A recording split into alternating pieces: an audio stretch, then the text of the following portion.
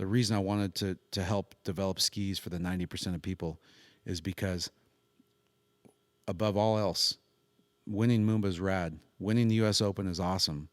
But the moments like I had yesterday morning, drinking coffee on my back porch with my parents and with you and with Wade Cox and Bob LaPointe and Will Asher and Benny Stottlerbauer and Rob Hazelwood and Chris Parrish, JT, that moment's priceless. I would never give up that moment for any other moment.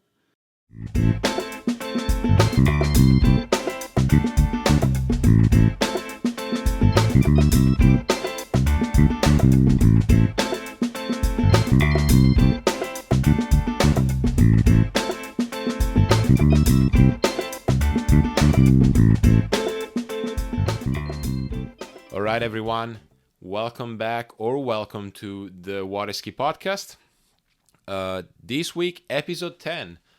Can't even believe I've already done 10 of these, but it's going. It's going.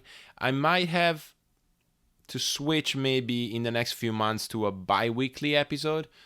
I have to also make sure that this thing is sustainable because I want it to last for as long as I can, hopefully in the years ahead. So maybe I might switch to a bi-weekly schedule, at least during the winter months, the Northern Hemisphere winter months, I should say. But we'll see. For now, we have some material to continue for a few back-to-back weeks again. Episode 10 is with Marcus Brown. Now, Marcus doesn't need any introduction for anyone that has ever been curious about water skiing. So, like you might have seen his videos, you might have seen videos of him skiing, you might have read articles, you might have skied with the guy. Marcus is a very holistic water skier, I would say. Just got inducted into the National Collegiate Water Ski Association Hall of Fame, I believe 2 or 3 weeks ago. And true ambassador of the sport, someone that I certainly look up to, and I know a lot of people look up to for a lot of reasons, but especially how can we help the sport that we all love to be more exposed, to get more people on the water. And because I feel strongly about that as well, I know that without people like Marcus, I wouldn't be probably doing a podcast right now or organizing tournaments or any of that stuff. So, yeah, without further ado, I will leave it to myself and Marcus and this interview. We did this interview after 3 days of intense testing at his house at the Ridge. So we're both pretty tired. You can tell by the beginning of the conversation. But then we warm up, and I think this episode came out amazing, so I hope you enjoy.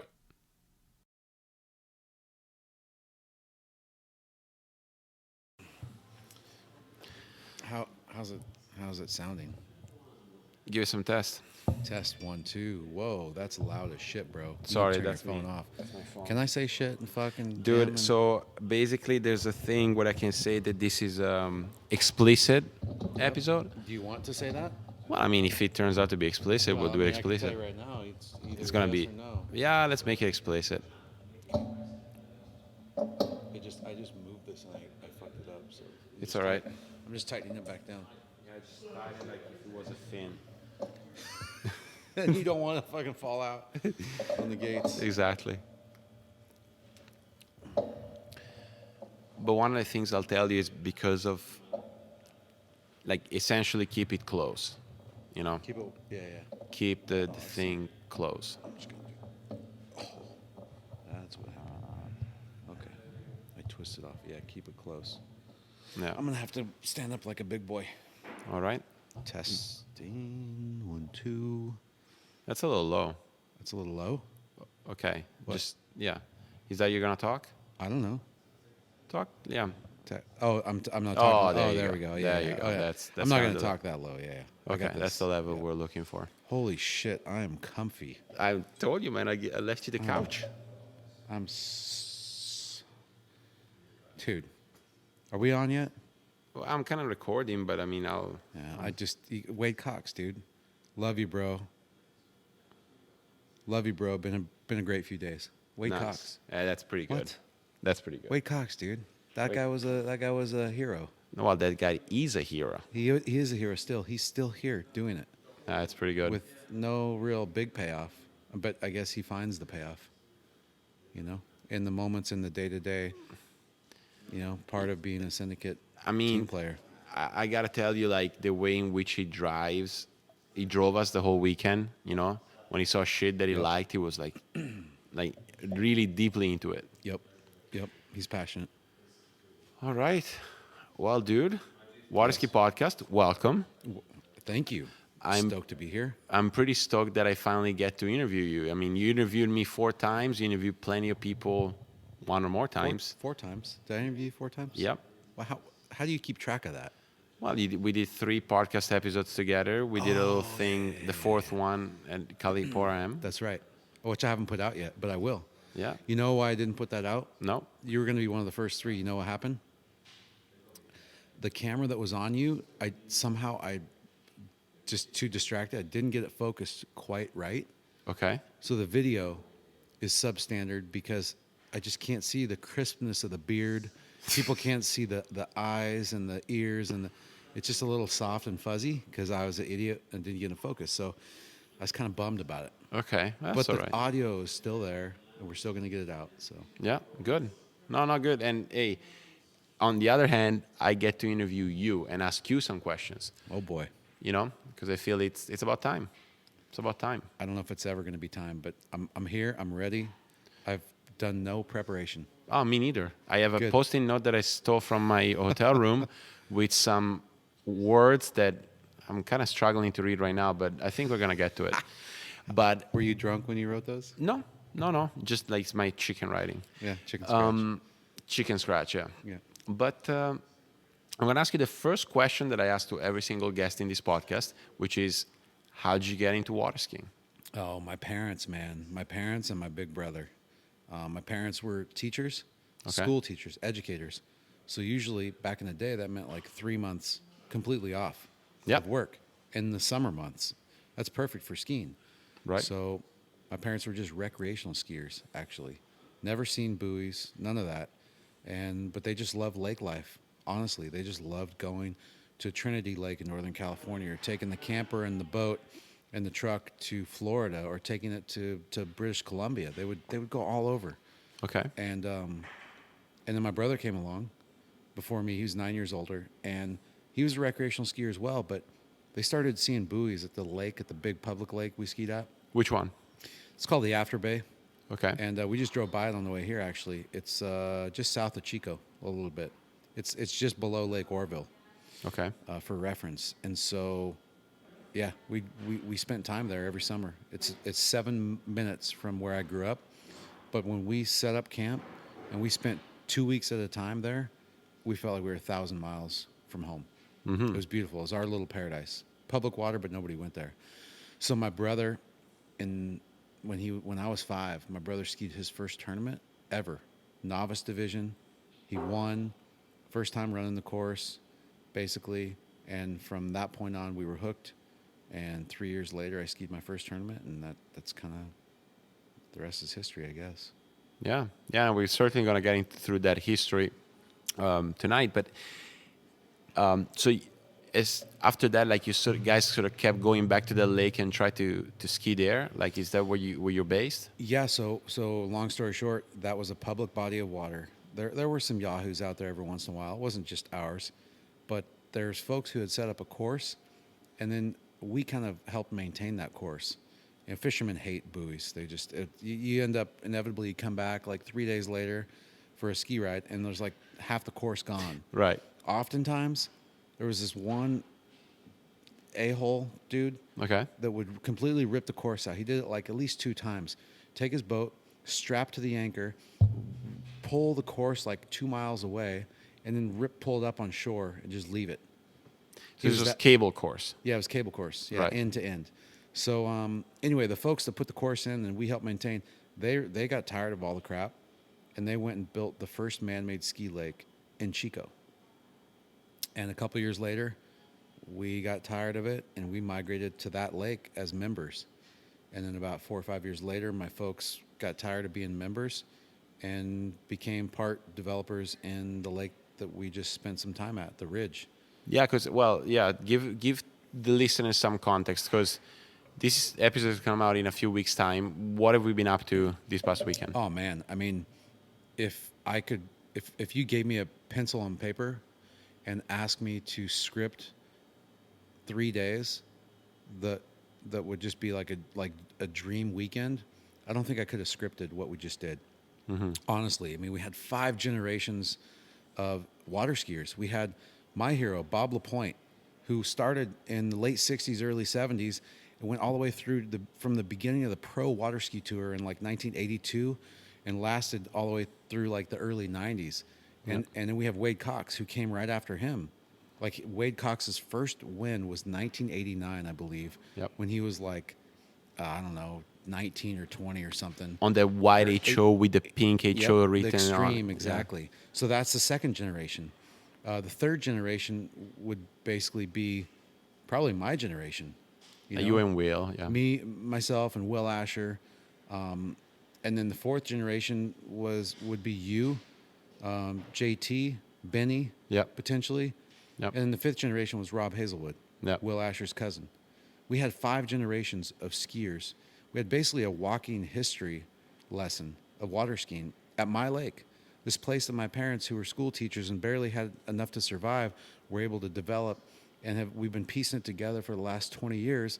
And it's just now just this year, to the place where we could host and sleep 9 or 10 people on the same piece of property, and feed you guys breakfast and lunch during the day, and run enough gas through the boats to ski all the ski rides. Yep. So that to me was like, the last couple of days have been kind of like dream days. Yeah. And to see my folks come join us in the morning, my parents, who they've been together for like 62 years now themselves. No, hold on. They've been together for 62 years. They met when they were like 15, and my dad's 79. So that's 64 years. That's 64 years. They're drinking coffee yesterday morning, talking to Bob, talking to Wade Cox, and for me, it's like, it's two-way.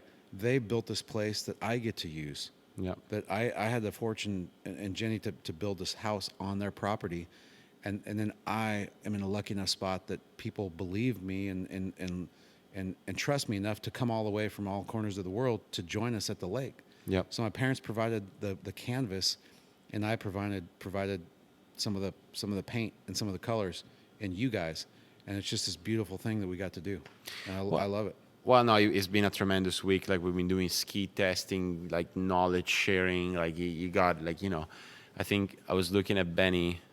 I think it was John about to ski, and you had Will and Bob riding and Wade driving. We started counting like 7 worlds.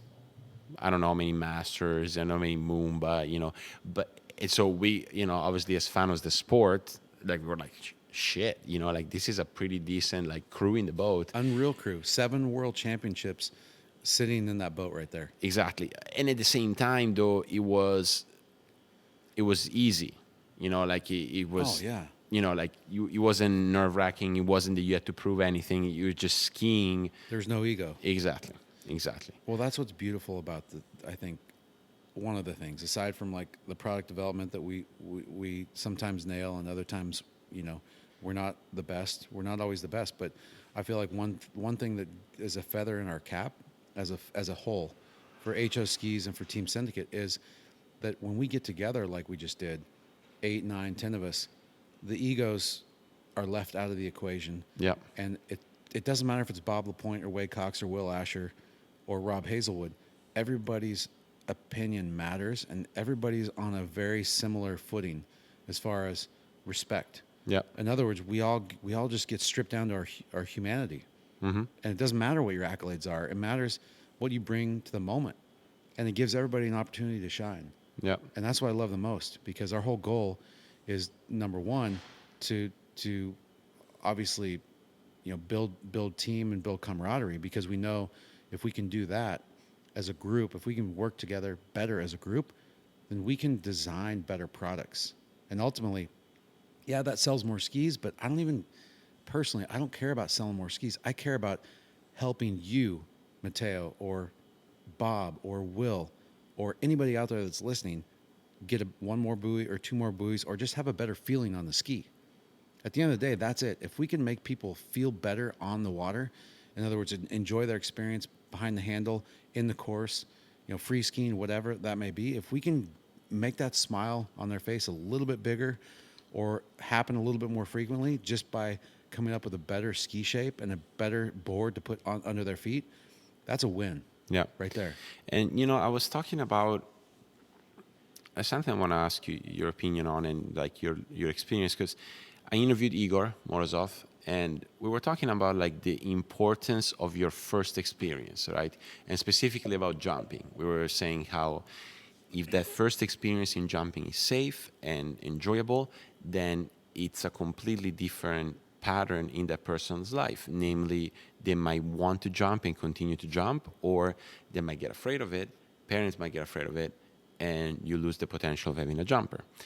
And I think the same goes with product, right? Like if you do grab the ski and you have a good experience right away, that can change, Everything. a summer, it could change a purchase of a boat. It can change a ton of things. Now, what I would love to hear from you is from a competitive side, your first experiences. So, like your first tournament, your first time representing the US, like all these things that like shaped you into the skier that you are. Do you want me to allow myself to be me, or should I try to go rapid fire, because I could stay here all night talking about it? Well, that's the plan. Like we stay as long as we need to. Do you have time limits, or are you Nope. just letting it roll? I am ready to roll. First time up on a water ski. Yep. Was on a wooden. It's called a Terry ski. It was up in my shop, above the workbench, and I saw it. Yeah, I saw it. I was between my dad and his friend, and they had a big like broomstick, and they just gripped that in the handle. So they were on either side of me. Basically, they created a boom. Yep. And so I just held on in the middle, and they stood up, and they had in the handle, they also had this broomstick on each side of me. I just grabbed that thing, and I just stood right up.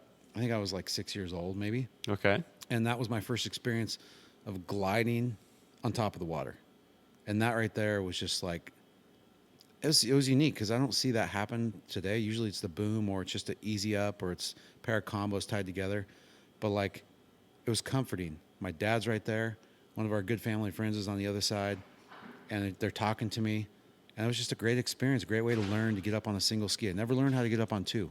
That was it. That was my first experience, was right away on one ski. Interesting. 6 years old.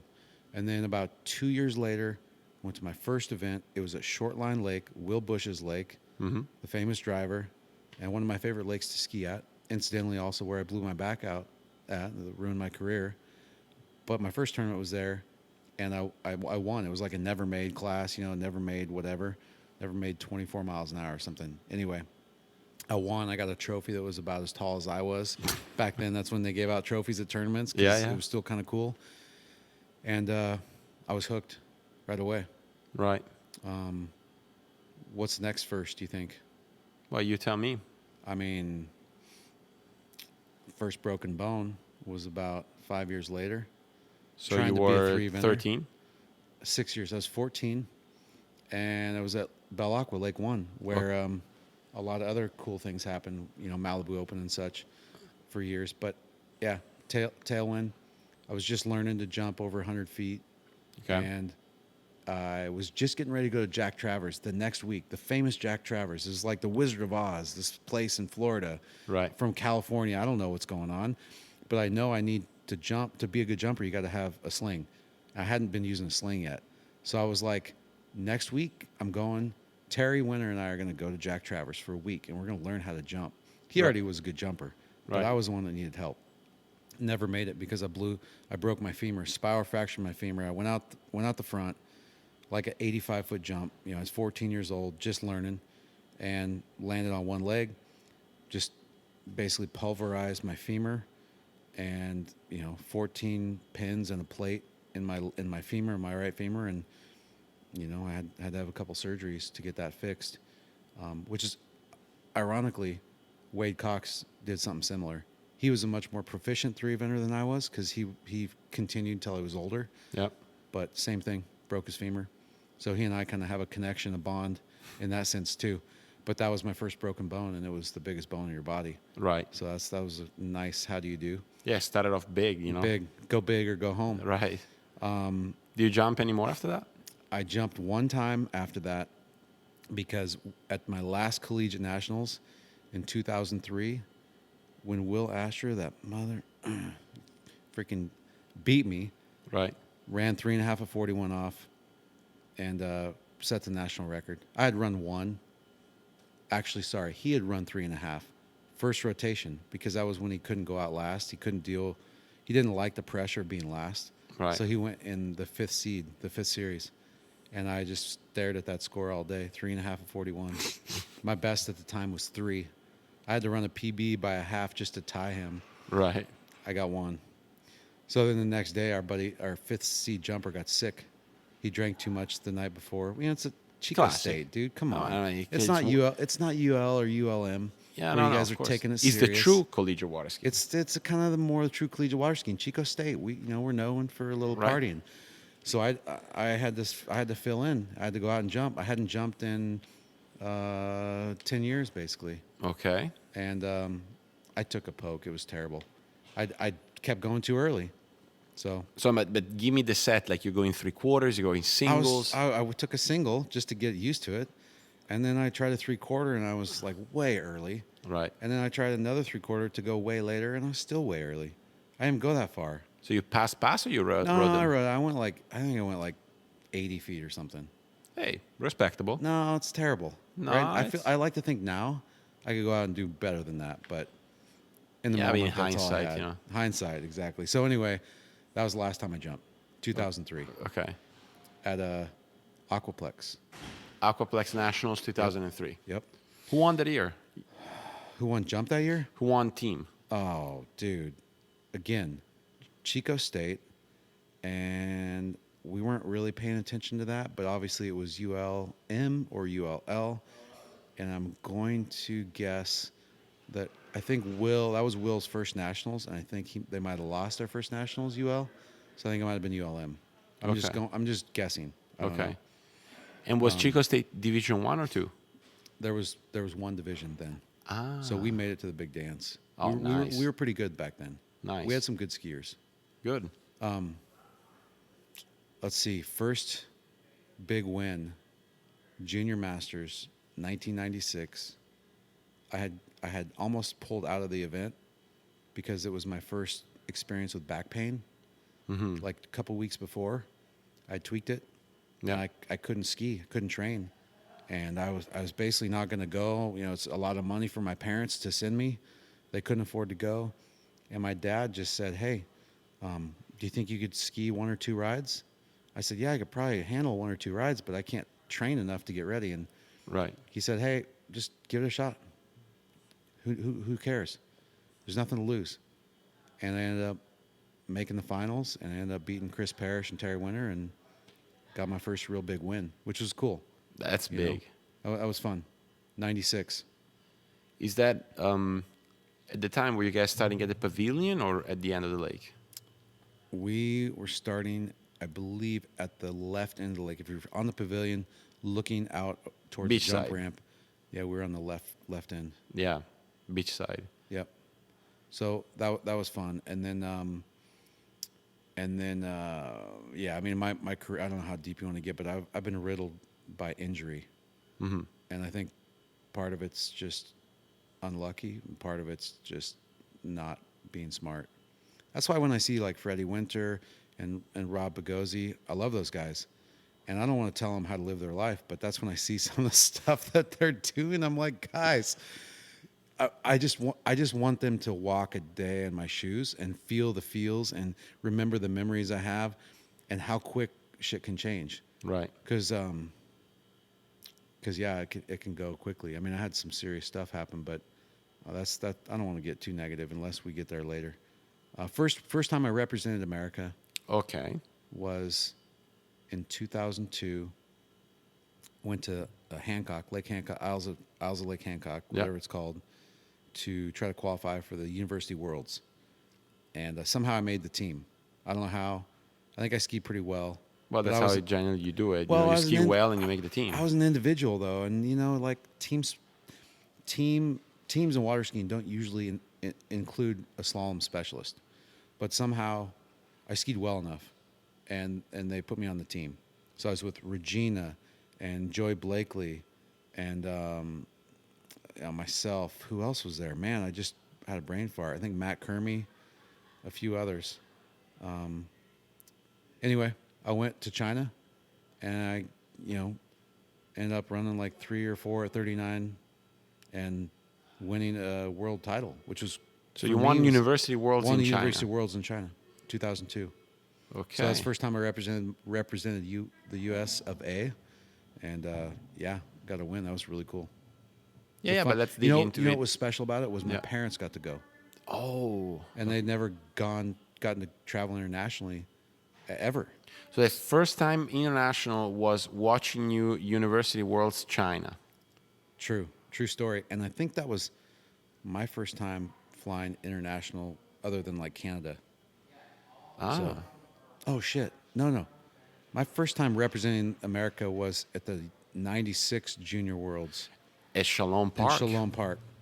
I know that tournament very well. How do you know the tournament? Well, because I grew up with a guy named Luca Mazza, Oh yeah, who was a very good slalom skier Yeah.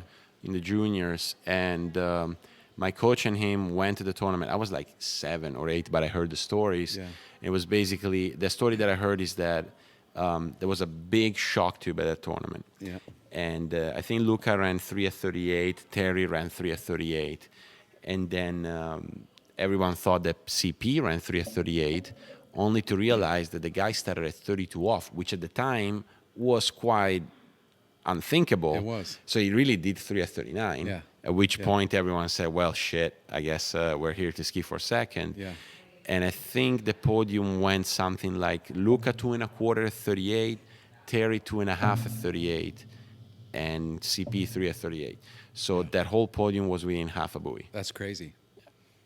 I CP in 1996 also did something else sensational, which we can talk about later. But he was definitely a level above us at that point in his career, almost every point. But definitely in 1996, he was running 39 and a half off as a 17-year-old badass. Right. And Terry and I were scrapping to run 38 off at that time. But what's funny about that is I learned something. Your sports psychology specialty, probably you could psychoanalyze me based on this. But back then, I was skiing pretty good going into that event. 28 off the dock, felt great. Yeah. I'd never skied there before, though. I don't know if I had a site briefing. 32 off coming back, and there's a big kind of decent-sized hill. at Yeah, they do Shalom Park. weddings there and stuff. Yeah, a big grassy knoll, like on the right-hand side. Yep. So as you're coming around 3, you can kind of see it ahead of you. Mm-hmm. And as you're coming around 4, like you really see it, and they really see you. And for some reason, I came into 4-ball 32 off, and I really wanted to show how I can turn my heel side. And I just tried to drop anchor at 4-ball and make it like a badass turn. And I got so deep, I got pulled out. And just, that was it. Just like that, it's over. Yep. And I learned right then, like, dude, what are you doing? Like, why are you skiing for them? Skiing should just be enough to do it, and not have to worry about what other people are thinking. And that was a kind of a cool lesson. I got to learn the hard way because I traveled all the way to, Edmonton, Alberta. Yep. But yeah, those are those little moments you remember. No, for sure. Where you learn something. Yeah, I mean, I think Jay Bennett once told me, like, every tournament set is like 10 practice sets, and the more prestigious the tournament, the more practice set it counts. Yeah. So, I mean, a world championship ride is like 500 practice sets in terms of learning. For sure. The amount that gets packed into it, yeah. Yeah. Or taken away from it. And then the next time you represented the U.S. was University Worlds, and you won the University Worlds. Yeah. Yeah, 2002. That's pretty gnarly. That was fun. That was a fun event for me. Fun to get to travel with the team, the whole deal. That was like in the next level of water skiing. It went from like I'm a silo. I'm this kid from California. I live in a silo. I don't really know anybody. Yeah. To except on the West Coast, to like, okay, this is cool. Like this is an international sport. I mean, I knew it. I'd seen it before internationally. I'd skied professionally up till then, but I hadn't really ever been part of a team. So that was really special for sure. What about China, man? Like, you want to talk about going abroad? That was a must have been like, I don't want to say Culture shock. I don't know if that's the right word, but like certainly you must have landed and gone like, whoa, this is a Dude, different place. You kidding me? I grew up in a rice farming town. You just drove right by it. You didn't know it, but it was 1,000 people. My graduating high school class had like 39 students. Okay. So very small. I don't know. Maybe yours was the same, but that's not very many people. No. And then to go to China a couple years later and see 10 million people in one city Yep. was insane. And just the cultural differences and the food, like it just was like, it was like a crash course on the rest of the world. Yep. But very cool because again, I got to experience that with my parents, and they had got passports just for that event. I'd got passports. I'd never been international before, so yeah, it was rad. It was an eye opener for sure. And then incidentally enough, that was the same site as the 2005 Worlds, which was my first real world championships. Open world, yeah. Yeah, they had changed the lake, so it didn't ski quite as good, but that was cool. So you skied better when you did University Worlds? Yeah, I had to admit that because I'd like to think it was the other way around. But yeah, I skied better back then. They did all kinds of weird stuff. But you know what's crazy about China? Okay, No. the one thing that stood out at the 2005 Worlds, we show up a couple days before the event starts. The shoreline, it's like barren, like dirt, all this stuff. Pavilion's not quite done yet. Literally the next day, I walk across the street from the hotel to the site. The shoreline's beautifully rocked, Right. like 15 feet up from the water. Like every rock has been placed by a human.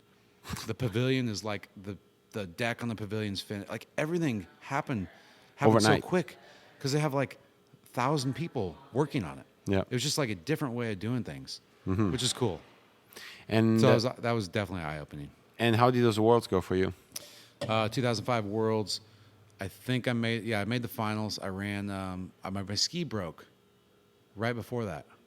So I had to ski on my backup ski. I had one training ride before I flew to China, and it was a stiffer ski. So I couldn't ever get it to settle in. Yeah. But I ran 5 at 39, I believe, in the preliminaries. And I think you need to run like 3.5 to make the finals. That's pretty high cut. And then in the finals, I can't remember what I did, but I ended up 7th. So I can't remember what the hell I did. That's a pretty strong first worlds. Yeah, I don't know. It was pretty good. The next year, the next Worlds in Linz was the one that got away for me, Go on. in a way. One of the two that got away. But anyway, yeah, Linz, I was skiing great. Felt great. Was traveling with my buddy Nick Parsons. We just skied. He and I went 1 and 2 at the Prince's Pro-Am in London. Yeah. Like the week before. Like we had traveled together. We ended up training together a little bit. We go to Prince's. We're both kind of pretty green. Like I'd been to Prince's before, but it's cold. It's rainy. It's England. We show up. Somehow we both end up in the finals, the head-to-head, 8-man final. Yeah. Next thing you know, I went up against Will Asher. Somehow I beat Will Asher in the head-to-head. Wow. It's like, okay, cool. In England. In England, in his home, pretty much his home country, home site, whatever, home crowd. So I'm up against Parsons, and I end up losing, but I got second place. Parsons got first. We ended up going to Linz, Austria, and yeah, I was skiing. I felt like I was skiing some of the best sets of my life. Ended up making the finals, and yeah, man, in the finals, there's some stuff that happened. Some judges' reviews that came up. Like I had my ski on, and they made me wait, and so it was like 7 minutes to review some gates, and in that time, the wind came up, and it was unskiable. Like I almost ran 39 in the most unbelievable headwind I think I've ever run 39 in. I just couldn't get to 6. I turned 5, little safety check, couldn't get to 6. T-gas won, 3 at 41. Yeah. And then I don't know how we got on the world's rant. It's not even interesting, is it? Well, I mean, that's one of the questions I want to ask you because 2009 was a shit show. 2009 Canada, yeah. Face-to-face tour. We're on the road for 40 days straight doing clinics. And we went to my buddy's lake in eastern Washington about 2 weeks before the Worlds in Calgary. So we had our first down day and had a beer or two. We're playing this slosh ball game. It's like you take this medicine ball and you play kickball with a big medicine ball, and there's a keg at second base. And that's where you got to refill your drinks. Right. Well, somehow I had to slide into second because somebody was about ready to peg me with the medicine ball because I got a pretty good kick, but they were going to throw me out at second. So I slid to avoid the throw, and I smashed my knee into the keg at second base. The keg falls on me, cuts my lip. I can't walk for like 3 days. All of a sudden, I'm like thinking, oh, this is a smart move, dude. You got Worlds in like 2 weeks. You've been skiing phenomenal, lights out. Anyway. So you didn't get to go, or you went? I skied. But it wasn't. Nah, the cut was like 3 at 39. I freaking barely, I got 2. I couldn't even train before it. Why? I just, it's one of those stupid things. You look back and you're like, man, what a waste. Why'd you do that? I mean, you're trying to enjoy life, right? Well, I mean, yeah. But there's just no reason for that. So. Yeah, but at the same time, like. Because it cost me. Worlds is every 2 years. But only 2 years. And I know it's important in our sport, and a lot of skiers will say that's the pinnacle of the sport, and that. And I know that we talk about, we just said it 20 minutes ago. We got 7 worlds in the boat. Yep. But I am drawing to the idea that the amount of importance we give to worlds is what is holding us back. Tell me why. Well, I think this sport needs to become a professional sport and not an amateur sport. And that's interesting. I like that. Worlds is an amateur tournament. Yeah. You don't win any money. You're representing your country. Now, don't get me wrong. Some countries pay their athletes if they do well. For instance, your Italy. country. Yeah. Well. Yeah. No, they still do. Pretty well. Yeah, they do. I mean, I remember the number that I heard from when T-Gas won in 2007. That was a pretty good number. Numbers are not the same, but I mean, our Olympic committee does, give an incentive if we win medals, and other Olympic committees. But it's not, So 2 options. Option A, we find other events to hold higher than Worlds, or option B, you make Worlds a professional event. Option B is an interesting one. Why not? Why isn't the World Championships the pinnacle of professional water skiing? Well, Olympic Committee, IOC? No, well, so I'll tell you this. So 2 years ago, the new president of IWWF got elected. Yeah. And he came, so the president gets elected at Worlds, right? And he comes to Malibu Open 2 weeks afterwards. And he is watching, like I'm getting a chat with him. And I told him, you're not in the position to understand whether this sport has to become a professional sport or an institutional sport. And by institutional sport, I mean the sports in which the goal is to represent your country, right? Whereas the professional sport, the goal is to represent yourself and the brands that support you, right? So, and if you look at the Summer Olympics, there's a clear divide. Like you have the institutional sports, like track, swimming, all the shootings, all these sports where there's no pro tour, the pinnacle is representing your country, and they are at the Summer Olympics. Mm-hmm.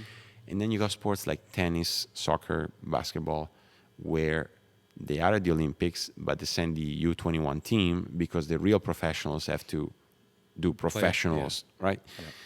Yeah. And since what I told him then is, like I said, since we're never going to get to the Olympics ever. You don't think so? No, ever.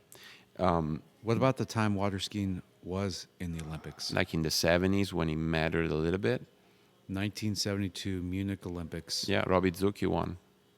Ricky McCormick won trick. I don't know about jump. Gold medal. I don't know either. Yeah. But that was a moment. That was a moment that we could have. Yeah, but we could have gone a different direction with the and it sport. didn't work, and we've been chasing since Athens, and it's not happening. So what I told him is, I have my own belief. Like, I think we should become a professional sport and ski for money and represent our brands. But you are in a position, I told him, you're in the position to understand where the sport needs to go. And 2 years have passed. We had a bid for the 2024 Olympics in Paris. Obviously, we didn't even pass it through the first stage. Now it's the time to understand. So all this to say, you did the Worlds, right? You did a few Worlds, but you also skied and won a ton of professional events. Me, I didn't win quite a ton, but I did win a couple. Well, okay. Yeah. What was, as a skier at the time, what was your priority? Oh man, priority was just to like try to be a better skier. There was no delineation between pro and amateur events. I mean, so just to give you context, Terry Winter and I skied our first pro event in High Point, North Carolina in 1996. We were 17 years old, and pro skiing had probably seen the height of its the pinnacle moment was like 1990, 1991. Okay. Specifically 1991 because there was 2 pro tours in the same year. Yeah. But that's a different story. We could get off on a tangent. We need many more drinks to get there. But the point is, we came in when the sport was still pretty much near the pinnacle at the beginning of our career, and the sport declined very quickly as our careers climbed. So Okay. it was like we were like ships passing in the night, and literally we got to where we were like making finals and making podiums, and we look around and we're like, shit, what happened to the sport? You know, we're trying to focus on winning and being better. We're trying to do what our heroes did. We're trying to do what Bob Lapointe and Andy Mapple and Camille Duval and Susie Graham and Dina Mapple, Dina Brush Mapple. We're trying to do what they were doing. Yeah. But there wasn't anything for us to really win because by the early 2000s, the Pro Tour was gone. Mm-hmm. And it got gobbled up. It got mismanaged. Bad decisions were made. Egos got involved. Whatever the reasons, it doesn't really matter. It just, we were left with not much. Yep. And so I don't think there was a time where we were like, ever thought about, well, maybe there was a time because a few skiers would just not go to the Worlds because it was an amateur event. Mm-hmm. Some of the best. But yeah, it's a good question. It's a good thought experiment because where should the sport go? I don't know. I've had this talk with lots of people, with Horton, with my brother, with like, what's the sport supposed to be? I think first and foremost, it goes back to the fundamentals of why we ski. I think we ski because, number one, the sensation is incredible. Mm-hmm. You can't recreate what the feeling we get when we're on a slalom ski, trick ski, or jump skis. You can't recreate that sensation. It's fascinating. It's intriguing. It's addicting. But beyond that, like once you start competing, there's a whole nother layer. And then there's the community and the friendships and the camaraderie and like there's all these beautiful things about the sport that if you just don't take too deep of a dive in any one direction, you can enjoy them all. But as soon as you start trying to like focus in very tightly on any one thing, I feel like it just starts strangling the rest of the beautiful things that the sport has to offer. And so I've learned that slowly, but I think we're in a lucky spot. I talked about this with CP. I asked CP, I said, hey, do you feel like you were cheated in a way? Like I asked him, like, because he and I were the same era. We got good and the sport fell apart. Like we were left with basically nothing. Yeah. And it's nobody's fault, any single person's fault. But I asked him, do you feel cheated? And he said, well, I don't know. Yes and no, but he was really cool about it. And I said, well, yeah, I think differently about it now, more specifically in the last year, because I see what we just did with Team Syndicate at my lake with 10 of the best skiers in the world, traveling from all parts of the world to help develop a better ski. But what was interesting about it was the guards were down. Will Asher was sharing what he knew with Benny Stottlebauer, and Wade and Bob are listening, and JT's an open book, and CP's an open book, and Rob Hazelwood's soaking it up. Yep. And the guards were down. And when I got into the sport in the mid to late 90s, The guards were hell up. the guards were so far up because there was so much more on the line, because that was livelihoods. Those guys were feeding their family. Mapple was feeding his family with his winnings, like so many others were. And so in that time, it was a true professional sport, and there was so much more at stake. However, things were different, and I think they lost a lot of opportunity that we have now, because our sport isn't like that, and because people aren't making their livelihoods. Freddie Winter is not just surviving on winning tournaments alone. No. And that's shitty, but that's also left us in a place where people can let their guards down, and we can have a melting pot of ideas and a blending of the minds, and we can hold hands, or walk forward arm in arm towards a better future, because we are building a grassroots, soulful foundation right now. I feel like the sport is starting to climb again, and instead of egos being involved as much, they're still there, but instead of it being ego driven and financial driven, it's driven by passion, it's driven by camaraderie, by community. You look at collegiate skiing right now, dude. Oh, dude. Holy shit. It's the best. There's so many good things happening in collegiate skiing. People ask me why I keep going to these nationals and regionals, and why I'm doing flow points on collegiate skiing, because number one, I lived that, and I met so many awesome people, and I had such a great experience. But number two, that is the shining light right now in our sport. Yep. There's so much good shit happening on the collegiate level, and there's so many good people involved in that side of the sport, that I don't think you'd have that if you had a vibrant, thriving professional sport right now. I just don't know. I don't know if the sport's big enough to support both. So maybe it's time for collegiate skiing to shine and show us the way forward. So you're saying that maybe like the the base of the pyramid has to grow again before we can have a professional tour. I agree. That's what I'm saying. That's an interesting thought. And I feel like we're in a better spot to be able to build that base in a sustainable way. yeah, it's a good point. It's a good point. Like literally, so that the exposure that the pro tournaments might give to brands might translate in actual sales, right? Which is at the end of the day, if you're watching Federer going from Nike to Uniqlo, then you're gonna go out and buy a Uniqlo like polo. Like that. I see your rationale. And secondarily to that, providing a sport that is, building a sport rather, that is everything we know it can be, meaning friends and family and athleticism and beautiful bodies and amazing artistic abilities on the water, a visual spectacle, and making these human stories that we know exist known, exposing them through podcasts like this and through visual arts and storytelling through films. All that stuff, I think it's the only way that we're going to create a situation where non-endemic sponsors, outside the industry sponsors, will even think about touching us. Yeah. That's the only way, is if we can build this thing into something that's organically alive, that's got a soul to it, that's got this passion driven, then we can maybe reach outside the industry again. And that's how we built the Pro Tour. That's how the Pro Tour was built in the early 80s on Rob Shirley's back. And Carl Roberge and Sammy Duvall going out in Rob's plane and going around the country and beating down the doors on some of the big industry leaders at the time, Ford and Michelob and Coors. That's how it happened. Yep. Was they painted a picture of a beautiful sport, and those brands saw value, and they got on board, and that's how we got on TV, and that's how we became what we became. And we're still riding those coattails, and I don't know how much longer we'll be able to ride them, but I do see us taking the next step, or reaching for the next rung on the ladder.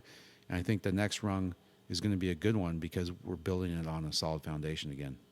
And you see, what's interesting is that, like, you alluded to it, and I agree that, I don't know, maybe in the last 3 years, I would say, the sport is climbing back up, okay?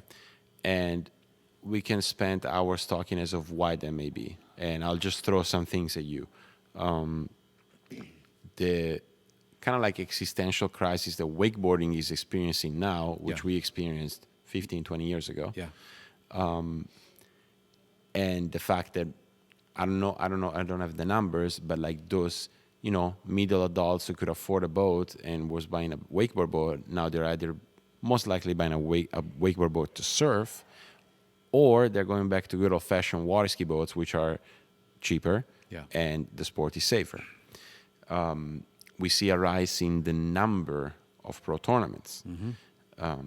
So those are good things. But I also think that the base is growing. And I want to talk to you about that, because I think from a product standpoint, you had a tremendous influence into where that side of the water ski promotion is going. So, and obviously I'm talking about freeride and cross-course skiing. Yeah. What brought you to what ended up becoming the first freeride? Give me the context. What years we were talking about? What were you up to at those years? Yeah. And what brought the freeride about? Well, a couple things. Number one, it goes back to my upbringing on the public waterway. Okay. Where there wasn't a course. So I always had that longing. I always remember what it was like to be on public water, the freedom to be able to take your boat anywhere, not just on this little half-mile pond. And the joy that people got from doing more than just water skiing behind a boat, because we did more than just water ski behind the boat. And then you get into competition and you forget that. And you're like, you get into competition, people get so crazy about it that they won't even go free ride one ski set. Right. I know people who haven't free skied for years. Not even once have they made a turn without a buoy coming at them. Okay. And that's a problem, in my opinion. So Yeah. that was one thing. The other thing was, I got hurt. You talk about the way your life unfolds, any individual's life unfolds.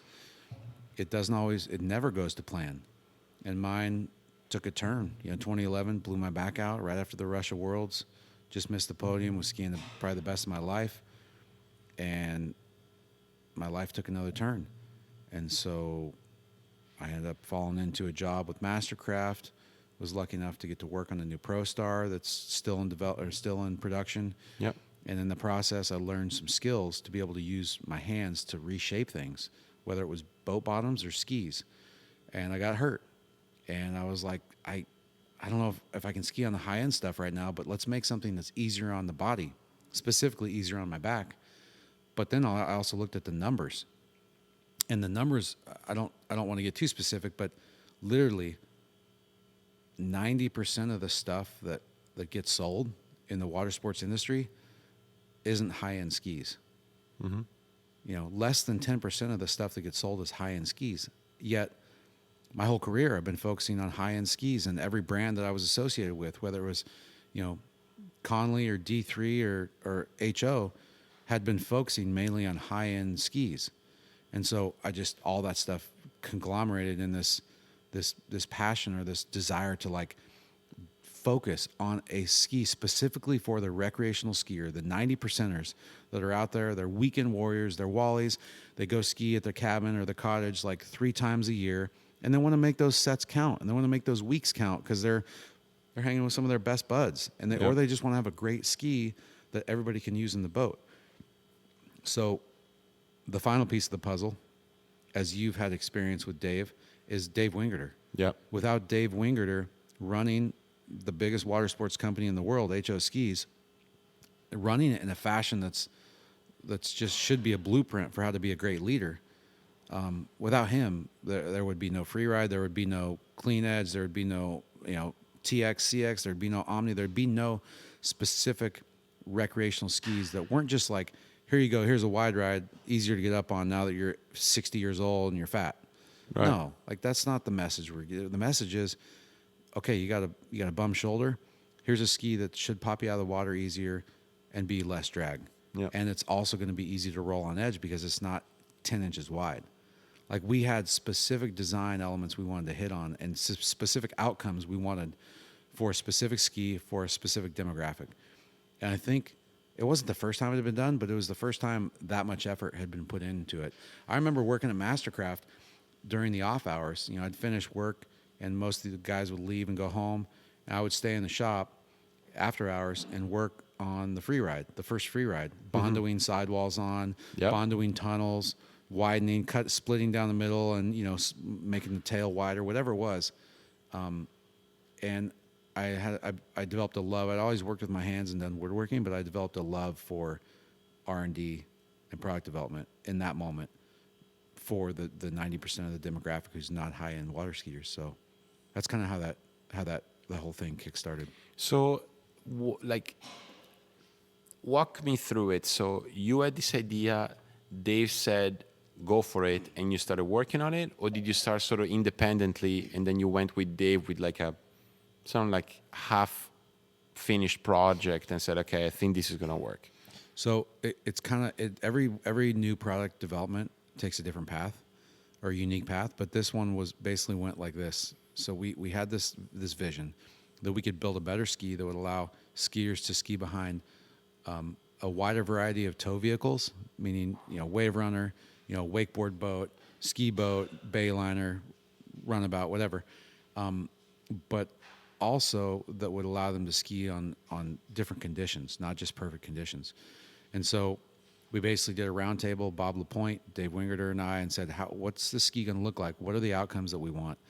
And then through that process, we basically came up with a jumping off point, a ski that was kind of the initial jumping off point. And what that looked like was very similar to the Freeride that we ended up coming out with, except it had no sidewall. The tail, the clean edge technology in the tail, or the wakeboard edge we call it, with the part line on the bottom of the ski instead of the top, so there's no real bevel or sidewall. Right. That went continuous from tip to tail. That was the original Freeride, and it was narrower. Right.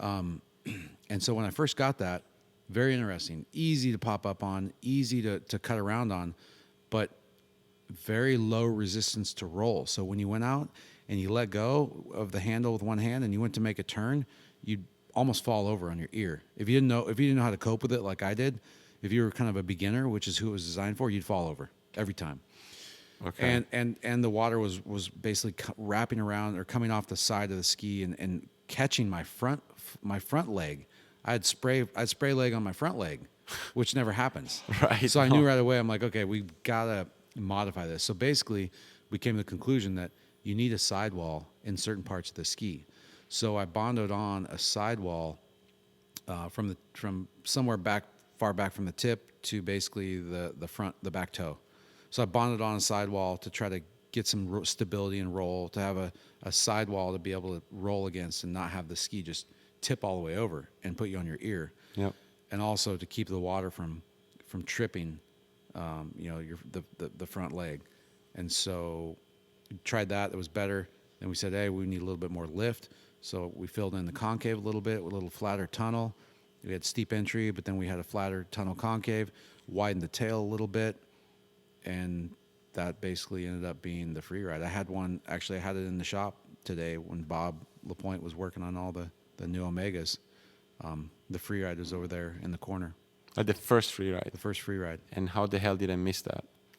You just were too focused on trying to develop the next best ski for everybody out there now. You were too much in the moment, which is a great thing. Okay. So Okay. you didn't miss much. Okay. Yeah. And since then, there's been what, like 4 iteration of the Freeride? I think probably three iterations. I mean, you got the Freeride, then you had the Freeride Evo, and then the Fusion Freeride we just came out with. Yeah. I believe. But then also spin-offs. You know, with the TX and the CX, we included some clean edge technology and some of the stuff we learned with the Freeride. The Omni, even the VTX had some other skis had some clean edge, which reduces drag but also reduces suction. That's the one thing.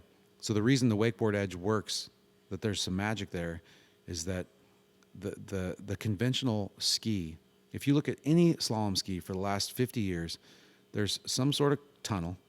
Yeah. And then as you run your finger towards either side of the ski, there's some sort of roundness to the bevel, or there's some 45s on certain skis, a little more sharp, radius. But either way, there's some sort of roundness to it, a corner, and then there's a straight sidewall on the sides of the skis. And so we realized that creates suction. Water wraps around that. It's like an upside down wing. Instead of creating lift, you turn the wing upside down, the wing's going to create suction down towards the earth. Yep. But in this case, it's suction into the water. So for you at 41 off, when you're coming into your toe side turn at one ball and you're going 36 miles an hour and you want to immediately turn 90 degrees to try to get behind the boat without slack and try to get some space so you can get to two to make a turn, you need a ski that creates a lot of suction. So when you kick the tail loose, the water running perpendicular to the ski surface immediately tries to suck it down into the water more. But for 90% of the folks out there, they don't make those kind of turns. Yep. And yet, all we were doing up until that point was giving them a wider version of a high-end slalom ski and saying, here you go, here's your ski. Got bevels, got sidewall, all the stuff you don't need. So Right. that's why we came up with the Freeride, because we wanted to make them feel what we feel with more freedom to wash the tail and to do the things that we do to create these fun little carby turns without the drag and without the suction. Yeah, and what's funny is that interesting is that we learned from that into high-end skis. I mean, I don't know if you remember the photo shoot a few years ago. We still had CX and TX, and a lot of us agreed that whatever these skis feel like at 2.4 or like in an onside turn, Yeah. if you're right foot forward, we want it on a high-end ski. Yep. How the hell do we get that? Yep. And it's one of the many threads that we've been chasing over the years. Like, how do we get that sort of feel of like a smooth, stable ski, direction, line right away on a syndicate ski, on a high-end ski? Yeah, I mean, the ultimate challenge, not to get too nitty-gritty, but I mean, I guess there's some high-end slalom skiers listening Yeah. that might want to hear some of this, but the whole dilemma, if you simplified the dilemma in water ski design, and which ultimately by extension becomes the water skier's dilemma. To Yeah. become a better water skier, you have this issue, which is you want the ski to track when you're cutting towards the wakes, because the more the ski tracks, meaning if the ski's pointing to the left, the ski goes left, and the less it slides. Like a trick ski. Imagine a trick ski. You know, you've seen people slalom. You've done it probably. You're probably really good at it. Yeah, I did it slalom last month. on a trick ski. Yep. Yeah. But if you're not very good at it and you're not careful, it's easy to try to roll the trick ski on edge and cut and have it just skid down course or slide out on you. Well, we have fins on slalom skis, which becomes a bit of a crutch for a lot of people. So anyway, the design objectives of a slalom ski are at odds with each other, because we want a ski that will track really well into the wakes, meaning gain direction, gain angle, and gain speed, and give you space to make the turn at the next buoy. But we also want the thing to yaw or skid or smear or rotate at the buoy and have the freedom to do that without a huge amount of input, a huge shoulder move or a huge rotation back to the Yeah. handle. We just want it to happen naturally. So essentially we're asking the ski to be bipolar, but it's an inanimate object that can't change shape Yeah. throughout the course. So we're kind of screwed. But that clean edge technology was one of the things that I think still has merit in the sense that we want the ski to track, to gain angle, but we also want the ski to smear or skid or drift at the right time at short line slalom, so that you can scrub your speed, change your directions immediately, start heading back inside from apex behind the boat at a rate that doesn't make you advance on the boat and come closer to the boat and get slack. Yeah.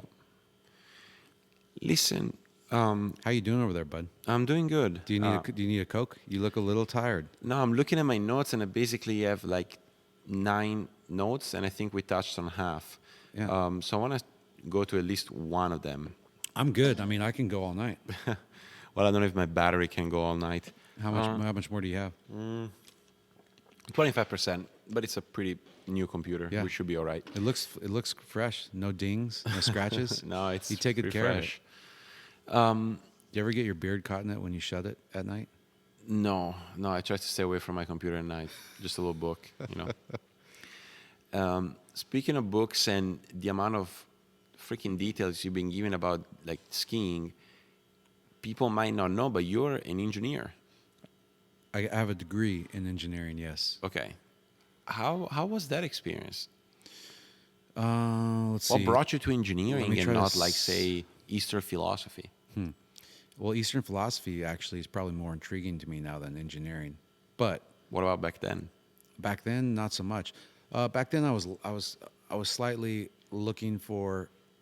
I was looking for something that would be I could be passionate about, and probably just through interactions with friends at the time, and when I was in college, and I was going to be a pre-med. I was going to do biochem, so I was going down that track, but it wasn't really fulfilling me. And so, long story short, I had a friend who was in a calculus class, and she was doing engineering, and I just ended up being like, yeah, I like math, I like physics, I like this stuff. Yeah. I'll give it a go.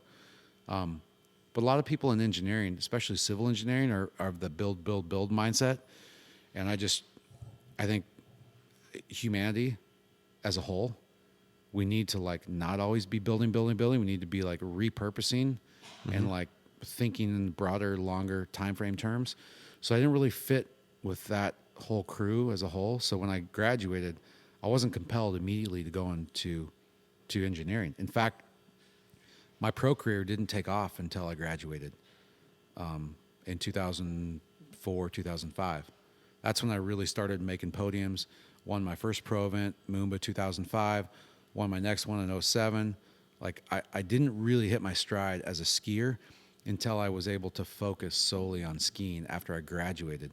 So I went from 2005 until 2012, so 7 years, until I actually used my engineering degree with MasterCraft, designing the new Pro Star.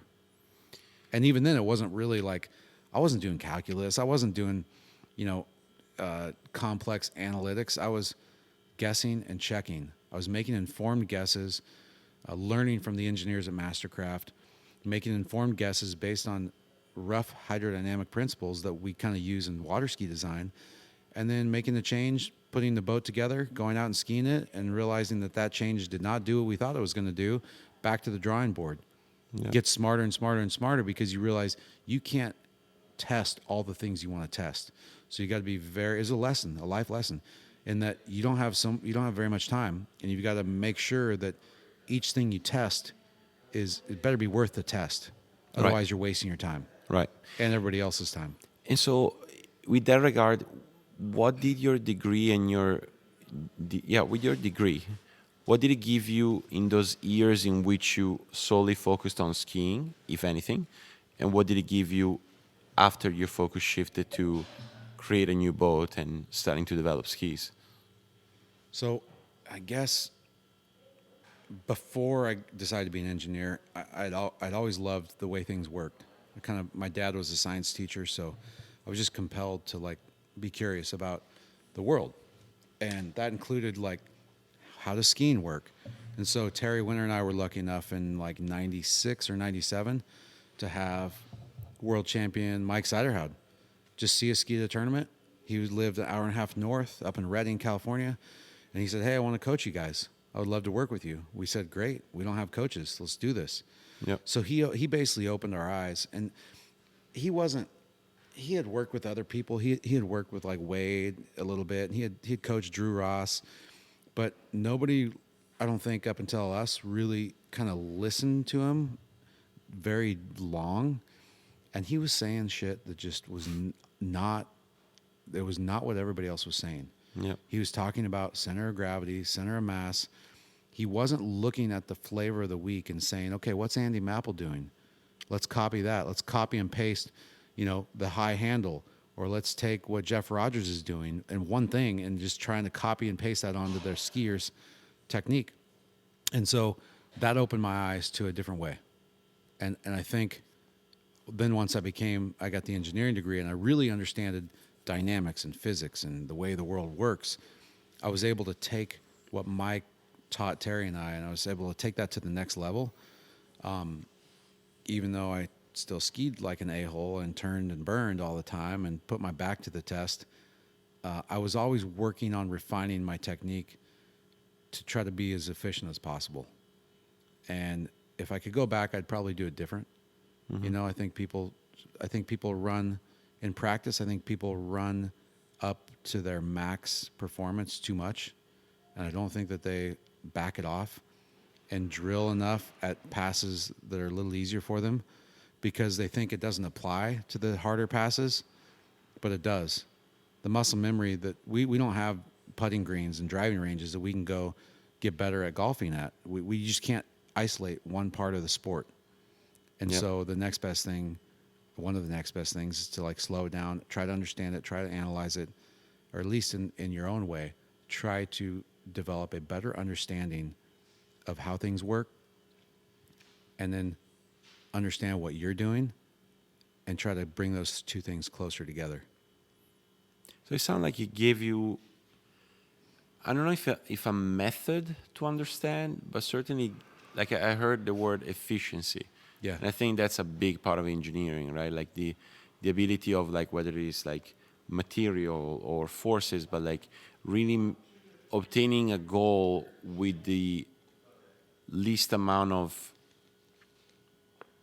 I don't know how to say it, like materials or like effort possible. Yeah, I mean Occam's razor, right? It's the simplest explanation is usually the right one. Right. And I think in design, I mean, I think you said that it's like the best designs are the ones where nothing is extra, and everything that's included in the design plays a role, or has is an integral part of the design. Yep. And so, slalom skiing, I see it like that, even though. So this gets deep, and I know you're getting tired. I can tell you're starting to stroke the beard a little bit more. Don't give me shit. I think. No, but see, so here's the deal with slalom. Back to the style thing. There's a lot of styles. There's a lot of styles out there, but if you really can truly see through the style, and you can understand how somebody is using line tension, how they're using the pressure through their feet or not using the pressure through their feet, where their center of mass is at every point throughout the course, from entry gates to exit gates. And this applies to tricks and jump too. But if you can see things in this, we call it a free body diagram in engineering. Free body diagram is like, well, you know this. If you jump on a trampoline and say you're jumping up and down, but then the next jump, you kind of let your feet get out in front of you a little bit and you try to jump, which way are you going to go? If your feet are in front of you, Back. You're going to go back. Right. You intuitively know that. I didn't have to run you through the free body diagram to show you that if your feet land in front of you and your center of gravity is behind you, then the resultant force is going to push you back. Mm-hmm. You just know that intuitively. But if you can reverse engineer that and you learn to use free body diagrams to explain things, then you can start to make sense of this nebulous, unbelievably challenging thing that we do called water skiing. And so I think that's what and I haven't been there lately. I've been focused on the filmmaking and the storytelling, and obviously by not being able to ski at the high level, I kind of got burned out for a second mentally about thinking about it all the time, because it's like, why would I think about it if I can't go out and do it? But now I'm just coming back around, maybe because this year I've been skiing some 36-mile-an-hour passes and enjoying it, but I'm getting back to the point where I'm hungry to share whatever knowledge I have with anybody out there that it might help. Yeah. And I mean, we had that talk a year or two ago, Will's. That was very heated. Will and I talked about it. We keep talking about it. At the time, I went into it trying to share what I knew. And Will and Benny and you know, we all come at it from a different angle. Yeah. And we all have our own language with which we express what it feels like to be a water skier. And that's a whole different story. But the bottom line is we all ultimately are looking for the same thing.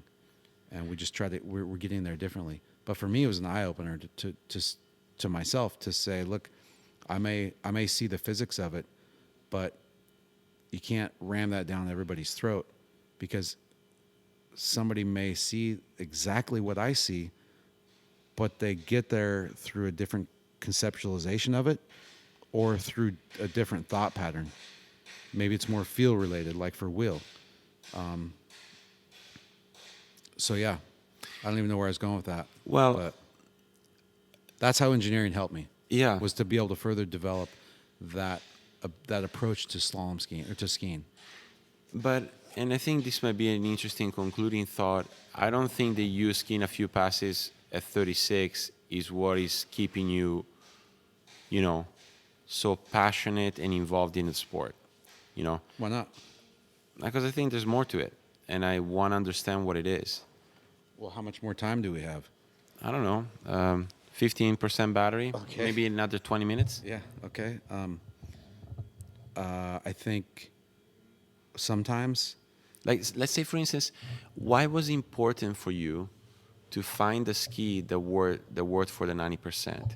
Why is it important for you to share stories about skiers? Because in 2005, well, here's the short version.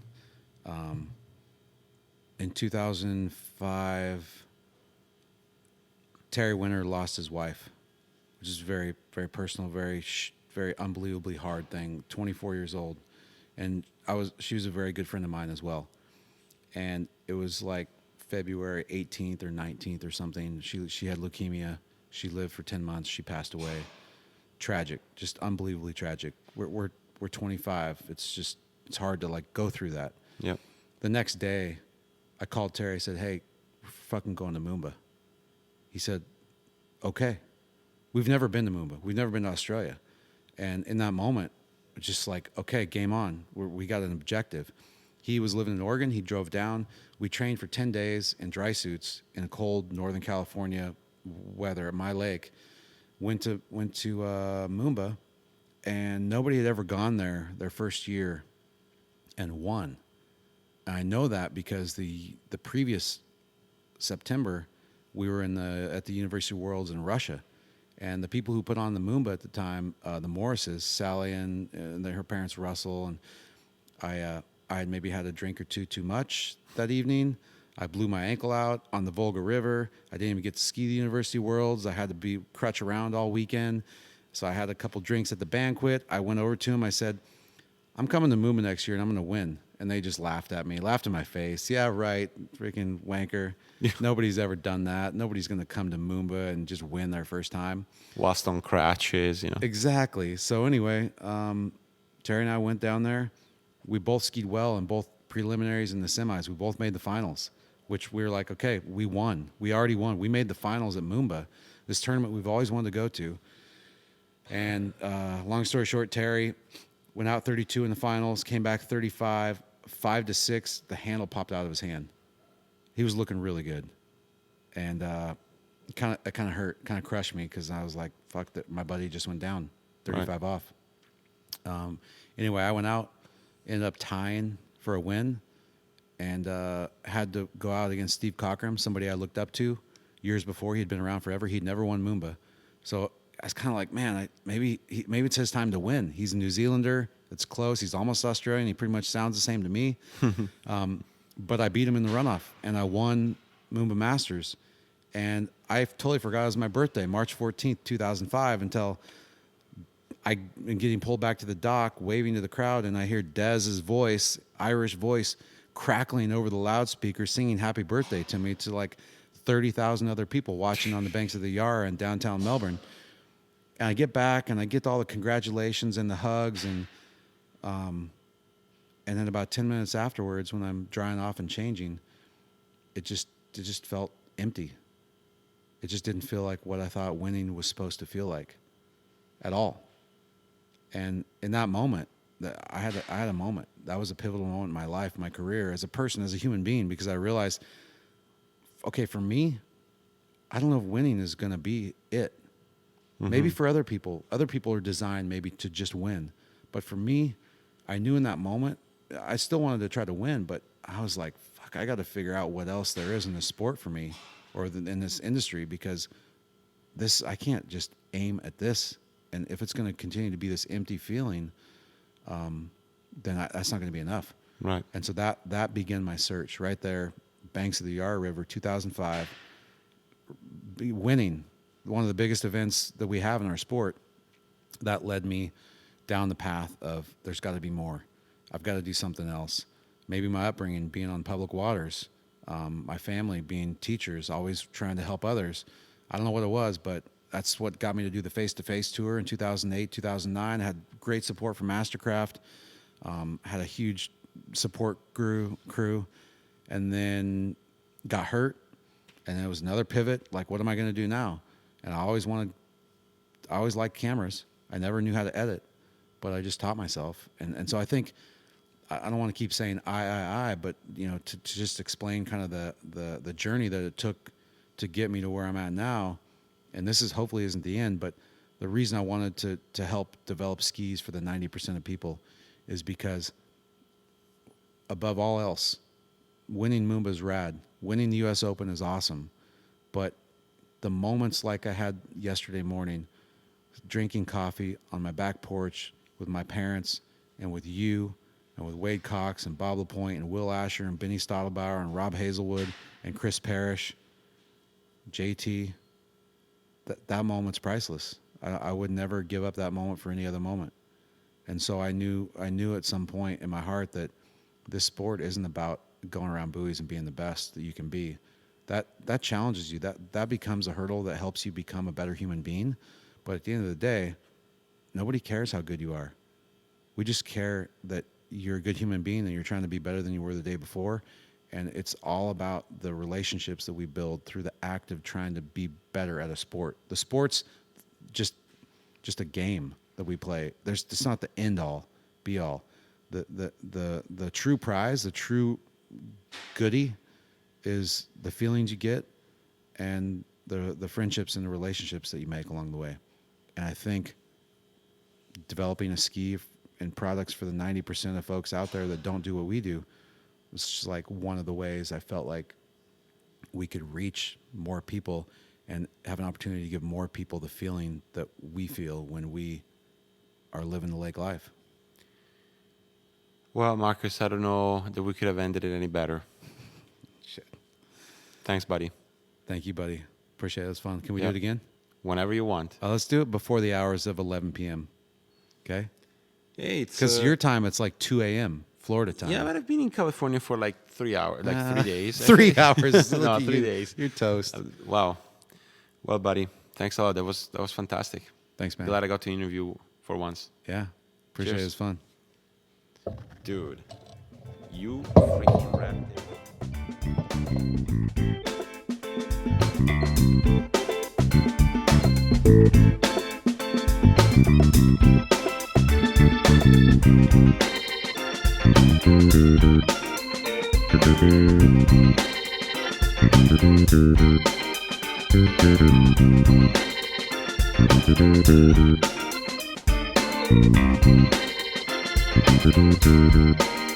Thank you.